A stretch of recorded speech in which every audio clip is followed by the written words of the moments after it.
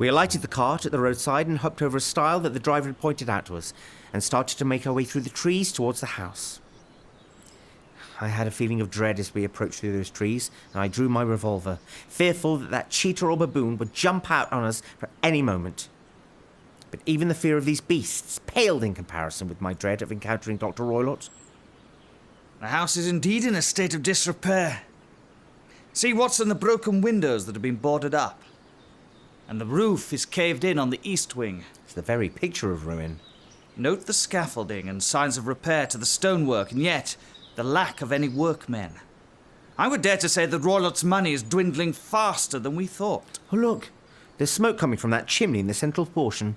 Yes, that would tally with Miss Stoner's description of only a small part of the house being inhabited. Those, then, must be the 3 ground-floor bedrooms that were described in the narrative, each opening out onto the lawn. Now, Watson, let's get a closer look, and then see the bedrooms which I am sure hold the clue to this mystery. After a closer inspection of the outside of the house, we made our way inside, where a very nervous-looking Miss Stoner met us. Clearly relieved by our arrival, she showed us to the bedrooms before retiring to another part of the house in case a stepfather returned. Here we are, Watson. The interior corridor from which there are the 3 bedrooms. The one on the left, Helen Stoner's former bedroom. The one in the middle, Julia's old room in which she died, and which Helen is now occupying at the request of her stepfather, pending alterations to her own room. The 3rd bedroom is that of Dr. Roylott. By the way, I saw no urgent need for repairs to the end wall of Helen's old room. Oh, yes. You think Roylott had some other reason to move into the middle bedroom? Perhaps. We are told that both Helen and Julia locked their doors at night, so we can discount the theory of anyone entering from this interior corridor. Let us now enter the middle bedroom. Now, Watson, I shall open the windows of this room and go outside. When I do so, would you bar the shutters, and I will endeavour to enter from the outside. Very well. Very well, Watson, you can open the shutters again. I'm now certain that it is impossible to enter from the outside when the shutters are drawn. There is not even a gap to insert a knife and raise the bar. Let us see if the inside of the room throws any light on the matter. Tell me what you observe in the room, Watson. Well, there's one door leading into the corridor, a chest of drawers in that corner, a narrow bed directly opposite, its head against the wall that adjoins the other bedroom. That's Dr. Roylott's room. Dressing table to the left of the window, 2 wicker chairs to the right. Discoloration to the panelling, which would suggest neglect. Oh, looks like extra blankets on the bed. Probably because this room is so cold. Very cold, isn't it? Yes, that is probably due to the weather being cool for this time of year. And yet, it may have a bearing on the case. Can you remember, Watson, when Julia Stoner met her untimely death? Yes, 2 years ago. But the exact time of year? January, if I recall.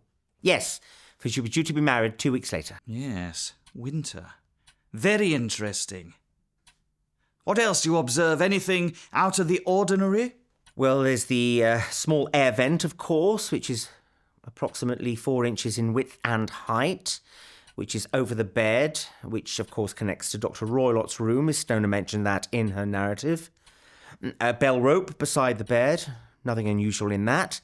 I believe the house does still retain a servant. Does the bell rope not appear newer than the other things in the room? Compare it with the panelling, for instance, or those old wicker chairs. Oh, yes, now you mention it. It is a dummy. What, you mean it won't ring? No, it's not even attached to a wire.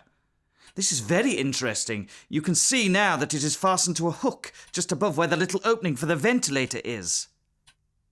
There are 1 or 2 very singular points about this room. For example, what a fool a builder must be to open a ventilator into another room, when with the same amount of trouble he might have communicated with the outside air. I would dare to conclude that this rather useless ventilator and the bell rope were installed at the same time. Holmes, I'm rather anxious we are not in here too much longer. If we are to look at Roylott's room, I'd rather we did so before he returns. After you, Watson? Well, it's larger than the middle bedroom. Yes, but just as plainly furnished. A bed below the window, a small wooden shelf of books, mostly of a technical variety, a plain wooden chair against the wall, a round table, and a large iron safe. Now I wonder what is in there. Dr. Roylott's business papers, perhaps? Holmes, it's getting quite dark outside, and I don't relish being in the pitch black with a cheetah and a baboon. Speaking of which, do you think that this saucer of milk on top of the safe is for the cheetah? Well, if it is, it's got a very small appetite. Come on, Holmes. One more minute. There is one point which I should wish to determine regarding this chair. That is quite settled. Oh, Holmes, look, what do you make of this? It's a common enough lash. But I do not know why it should be tied. Now, that is not so common. It is a wicked world. And when a clever man turns his brains to crime, it is the worst of all. I should like to make one further investigation of these two rooms. In the meantime, go and find Miss Stoner. You will find her in the dining room off the main corridor, and give her these instructions. Very well. Please reiterate to her that it is essential that she should follow my advice in every respect. Her very life may depend upon her compliance. Her life? Put your trust in me, Watson, as you have done so many times in the past. In the first place, you and I shall spend the night in Miss Stoner's bedroom. What? Let me explain. You see that light over yonder through the window, Watson? Yes. It is the light of the village inn. We will shortly go to this inn. Miss Stoner must retire to her bedroom this evening as normal, the middle one that her stepfather has temporarily assigned to her. Once there, she must open the shutters of the window, undo the hasp, and put the lamp there as a signal to us in the inn.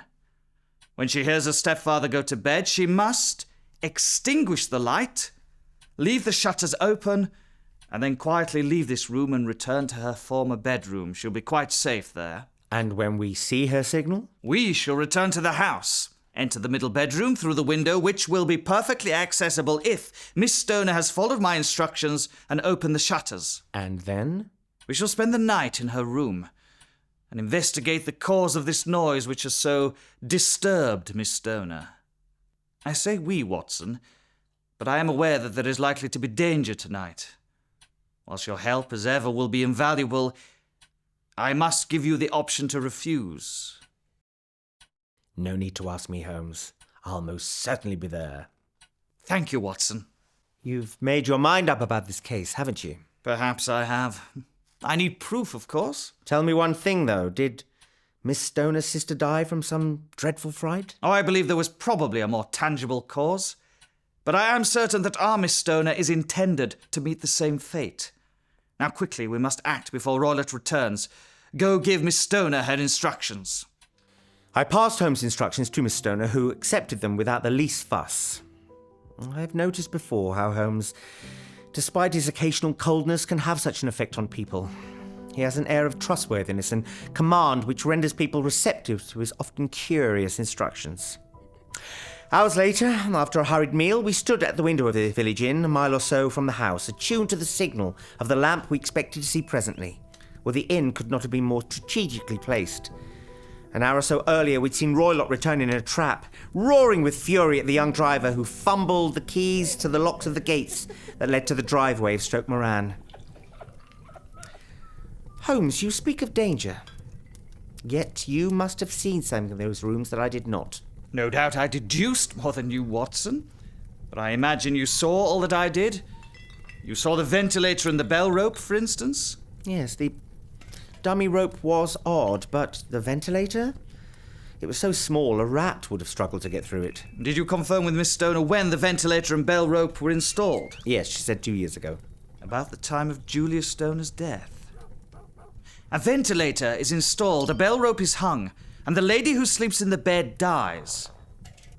Does this not strike you as a coincidence? Well, yes, now you mention it, but I'm struggling to see any connection. Did you observe anything peculiar about the bed? No. It was clamped to the floor. Did you ever see a bed fastened like that before? No. I can't say I have. The lady could not move the bed. It must always be in the same relative position to the ventilator and the bell rope. Holmes, the light! It's coming from the middle window. Miss Stoner must be in the bedroom. Come along, Watson. Bring your revolver. The game is afoot. Well, there was little difficulty in entering the grounds, for unrepaired breaches were abundant in the old park wall. What's that? The band of gypsies on the other side of the woods. Making our way through the trees, we reached the lawn, crossed it, and we were just about to enter through the window when... From out of a clump of laurel bushes, there darted what looked like a hideous and distorted child which threw itself upon the grass with writhing limbs before jumping back up and running swiftly across the lawn and disappearing into the darkness. Good God, did you see that? Yes, it was the baboon. Quickly, let us get inside before the cheetah makes an appearance. I think it's gone. Holmes? Holmes! We quietly entered the bedroom. On the one side, I imagined the fearsome form of Dr. Roylott. On the other, the charming Miss Stoner, who'd put so much trust in us. Quietly, Watson.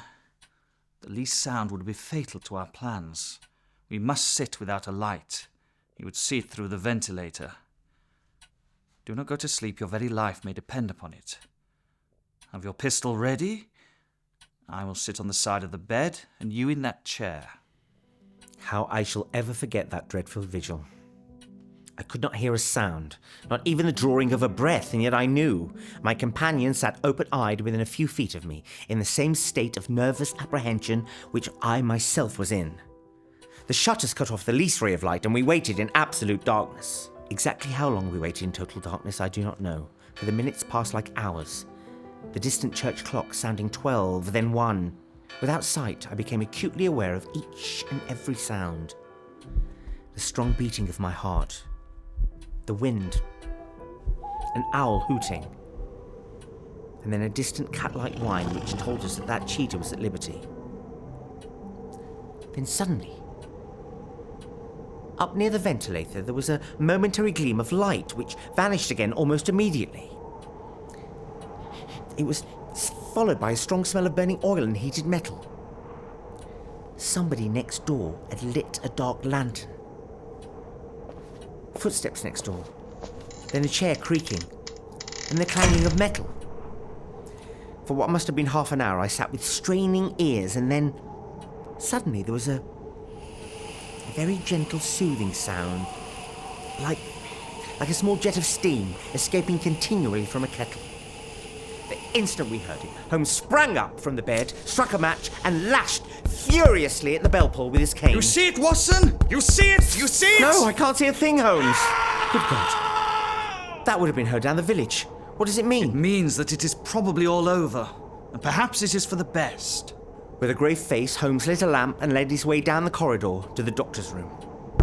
Twice he struck at the chamber door. Without any reply from within, he turned the handle and entered. I followed, with the cocked pistol in my hand. It was a singular sight which met our eyes. On the table stood a dark lantern, with its shutter half open, throwing a brilliant beam of light upon the iron safe of which the door was ajar. Beneath the air vent, on the wooden chair, sat Dr. Grimesby Roylott, clad in a long grey dressing gown, his bare ankles and feet protruding beneath. Across his lap lay that long lash which we'd discovered in his room earlier. His chin was cocked upwards and his eyes were fixed in a dreadful, rigid stare towards the corner of the ceiling. Around his brow there was a peculiar yellow band with brownish speckles which seemed to be bound tightly around his head. As he'd made neither sound nor motion since we'd entered, my first instinct was to check for life, but as I went to do so, Holmes stopped me. The band. The speckled band. As I looked, the strange headgear began to move, and then, suddenly, from amid Roylott's hair, there appeared the squat diamond-shaped head and puffed neck of a loathsome serpent. It is a Malabar pit viper, one of the deadliest snakes in India. He would have died within seconds of being bitten. Violence does in truth recoil upon the violent, and the schemer falls into the pit he digs for another. Come, let us thrust this creature back into its den, and we can then remove Miss Stoner to some place of shelter, and let the county police know what has happened. As he spoke, he drew the lash from the dead man's lap, And taking the noose, he threw it around the reptile's neck, drawing it from its horrid perch, and then carrying it at arm's length, he threw it into the iron safe, closing the heavy door upon it. The following morning, we conveyed Miss Stoner by the first train to the care of her good aunt in Harrow. The official inquiry came back that the doctor had met his end whilst indiscreetly playing with a dangerous pet. The little I still had to learn about the case was told to me by Sherlock Holmes, when we thankfully arrived back at 221B Baker Street the following day. I had initially come to an entirely erroneous conclusion implicating the gypsies, which shows, my dear Watson, how fatal it always is to reason from insufficient data. The presence of the gypsies and the use of the word band had put me on an entirely wrong scent. I instantly reconsidered my position, however, when it became apparent to me that whatever danger threatened an occupant of the room could not possibly come from either the window or the door. My attention was speedily drawn, as I have already remarked, to the ventilator and to the bell rope which hung down to the bed. The discovery that this was a dummy and that the bed was clamped to the floor instantly gave rise to the suspicion that the rope was there as a bridge between something passing through the ventilator and onto the bed. The idea of a snake instantly occurred to me, and when I coupled it with my knowledge that the doctor was furnished with a supply of creatures from India, I felt that I was probably on the right track. The idea of using a form of venom which could not possibly be discovered by any chemical test was just such a one as would occur to a clever and ruthless man who had had an Eastern training. It would be a sharp-eyed coroner indeed, who could distinguish the two little dark punctures which would show where the poison fangs had done their work. And the whistle? Of course, he must recall the snake before the morning light revealed it to the victim. He trained it by the use of the whistle and the saucer of milk which we saw to return to him when summoned. He would put it through the ventilator at an hour that he thought best, with the certainty that it would slither down the rope and onto the bed. It might or might not bite the occupant. Perhaps she might escape every night for a week, but sooner or later she must fall victim. I'd come to these conclusions before I'd even entered his room. An inspection of his chair showed me he'd been in the habit of standing on it, which of course would be necessary in order that he should reach the ventilator. The sight of the safe, the saucer of milk, and the loop of whipcord were enough to finally dispel any doubts which may have remained. The metallic clang heard by Miss Stoner was obviously caused by her stepfather hastily closing the door of the safe upon its terrible occupant.